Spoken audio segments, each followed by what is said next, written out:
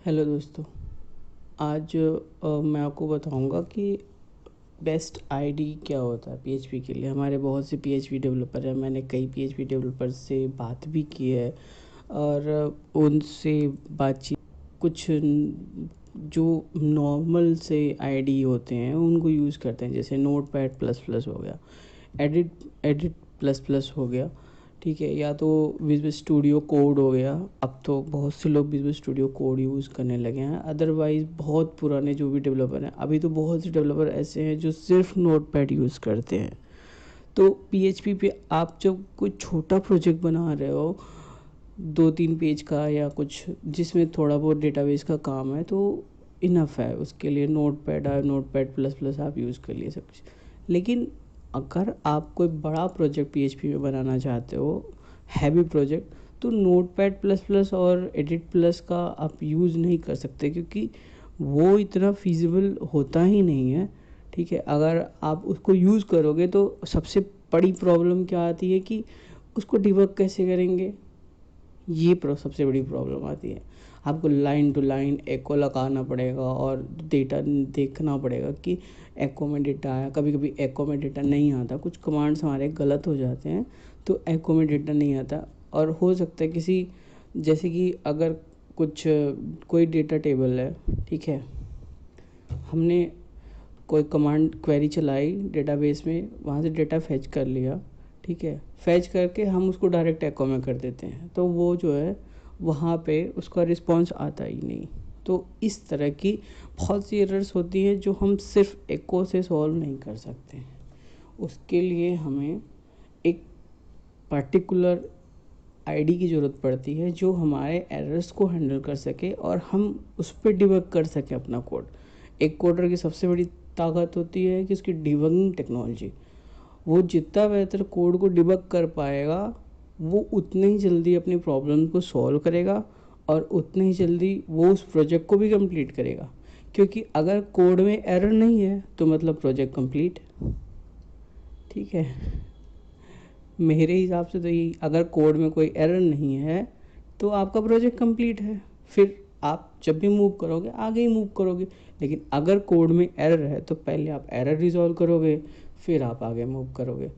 तो इसलिए मैं आज आपके लिए लाया हूँ एक सबसे, मेरे हिसाब से अभी तक मैं 8 साल से इसका पीएचपी पे ही काम कर रहा हूँ, तो मेरे हिसाब से ये सबसे बेस्ट आईडी है। ठीक है, और मैंने इसके सारे वर्जन्स पे काम किया है।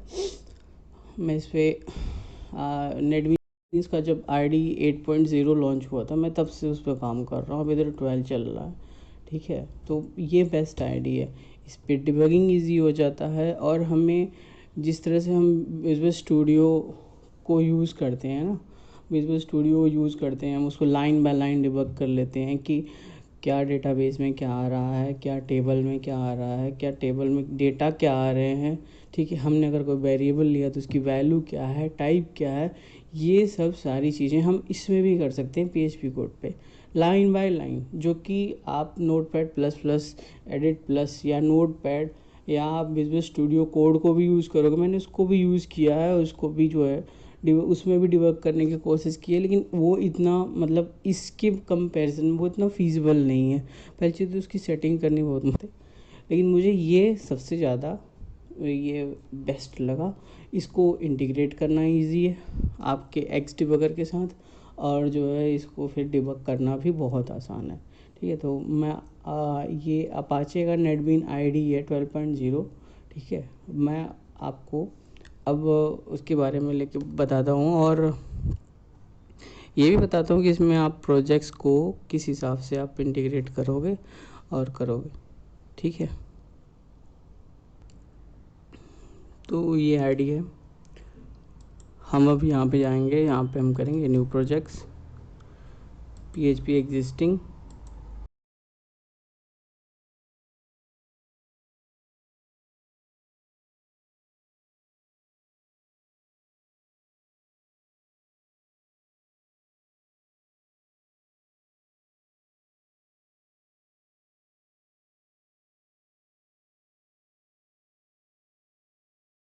Source folder is already NetBeans projects, may be later in your memory. मतलब कि आपका जो प्रोजेक्ट है वो पहले से ही इसमें इंक्लूडेड है, तो अब आप इंक्लूड कर नहीं सकते, तो उसका तरीका ये है कि आप उसको डायरेक्ट ओपन करो। और ये तो आप लोगों को पता ही होगा, नोन होगा एवरीवन, कि अगर आप कोई पीएचपी का प्रोजेक्ट बना रहे हो तो उसको एच डी डॉक्स में ही आप स्टोर करोगे और कहीं जगह स्टोर नहीं कर सकते।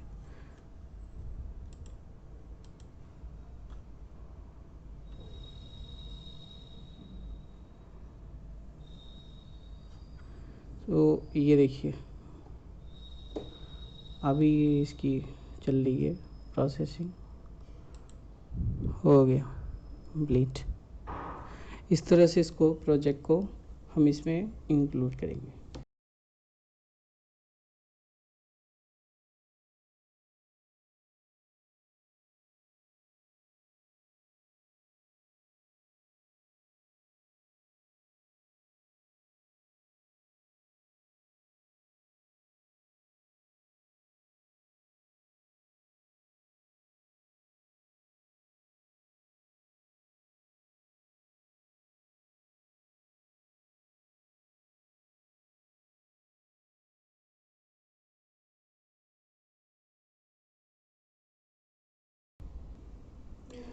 और नेक्स्ट टाइम मैं आपको बताऊंगा कि इसमें एक्स डिबगर को हम किस हिसाब से इसमें इंट्रोड्यूस कर सकते हैं और किस हिसाब से हम जो है वो डिबगिंग का प्रोसेस कर सकते हैं अपने किसी भी पीएचपी प्रोजेक्ट के साथ। ठीक है, फिर अगली वीडियो में मिलते हैं। धन्यवाद।